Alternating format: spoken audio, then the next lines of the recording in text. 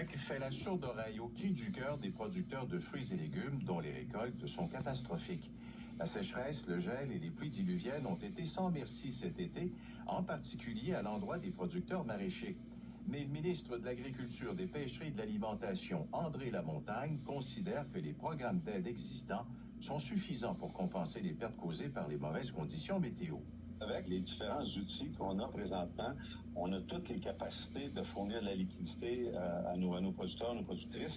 Mais pour enclencher ces mécanismes-là, c'est très important que les gens déposent des avis de dommages. Une fois qu'ils déposent des avis de dommages, ils sont en mesure d'étudier et d'évaluer l'ampleur des compensations qui ont été faites. Puis il y a des avances très rapidement, là, une question de jour, qui peuvent être accordées là, aux producteurs et aux productrices. Là. Les producteurs estiment toutefois que le programme d'assurance récolte doit être réformé. Des pêcheurs du Nouveau-Brunswick gardent un souvenir douloureux du passage, il y a près d'un an, de la tempête tropicale Fiona et craignent une autre catastrophe cette année. Fiona a causé pour plus de 650 millions de dollars de dégâts matériels, ce qui en fait la tempête la plus coûteuse de l'histoire du Canada atlantique. Isabelle Arsenault a préparé ce reportage.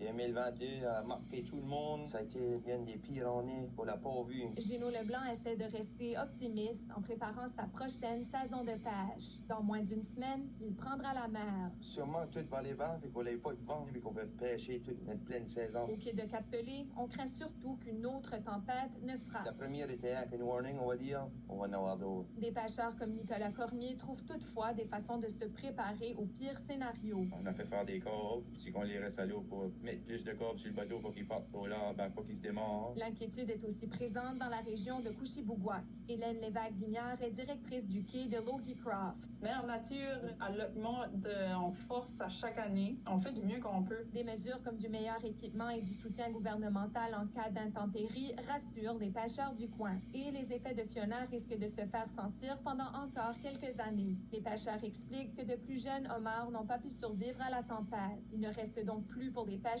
qu'à espérer une météo favorable et un prix raisonnable pour leur prise. Si tout le monde veut s'accorder puis avoir un bon prix fixe pour que tout le monde est content, moi c'est ça que je souhaite pour cette année vraiment. Le départ des pêcheurs de homards de la zone 25 est prévu mercredi. Tout ça devrait être confirmé en matinée lundi. Ils devraient être en mer jusqu'au 10 octobre. Ici, Isabelle Arsenault, Radio-Canada, Cap-Pelé. La pénurie d'anesthésistes suscite des inquiétudes dans le milieu de la santé ontarien. L'Association médicale de l'Ontario a sondé ses membres dans le but d'obtenir un portrait de la situation dans les hôpitaux. Résultat, des salles d'opération qui demeurent fermées, des listes d'attente qui s'allongent en chirurgie et du personnel surchargé. Voici le reportage de Camille Gréroy. L'Association médicale de l'Ontario a sondé les chefs de département d'anesthésiologie des hôpitaux de la province. Plus de la moitié ont rapporté des fermetures de salles d'opération au cours des 6 derniers mois en raison de postes vacants ou d'imprévus. Près de 70% des sondés disent aussi avoir dû refuser des vacances ou augmenter la charge de travail de leur personnel. Le Dr Rohit Kumar, représentant des anesthésiologistes à l'Association médicale provinciale, ajoute à cela une autre statistique. Plus de 15% du personnel dans ce domaine est près de l'âge de la retraite.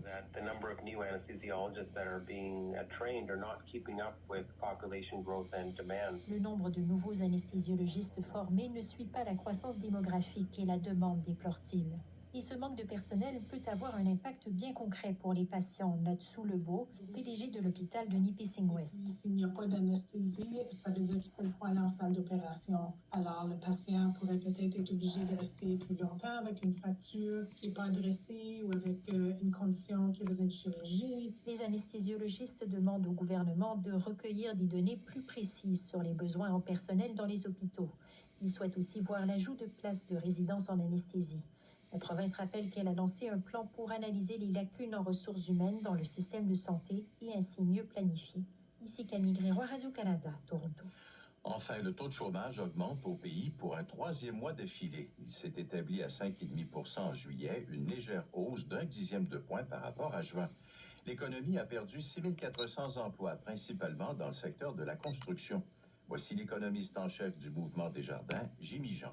Dans la construction, on a eu une 4e baisse dans les 5 derniers mois au niveau de l'emploi dans la construction. Les heures travaillées ont baissé de 2,5%. C'est la plus grosse baisse mensuelle qu'on a vue hormis les mois de confinement. Donc, ça démontre qu'un secteur comme la construction, qui est très sensible au taux d'intérêt, est est en train de réagir au niveau de l'emploi. La dernière fois que le chômage a augmenté 3 mois de suite, c'était au tout début de la pandémie de COVID-19. Voilà, c'était les informations. Bon dernier, samedi, des vacances de la construction. Récemment, Où c'est la fête de la Nouvelle-France à Québec, le festival du cochon à Saint-Perpétue et les dernières heures du festival de l'Opéra de Québec.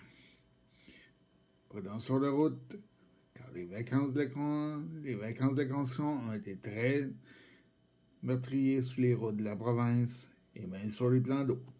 Bernard Germain, à Québec.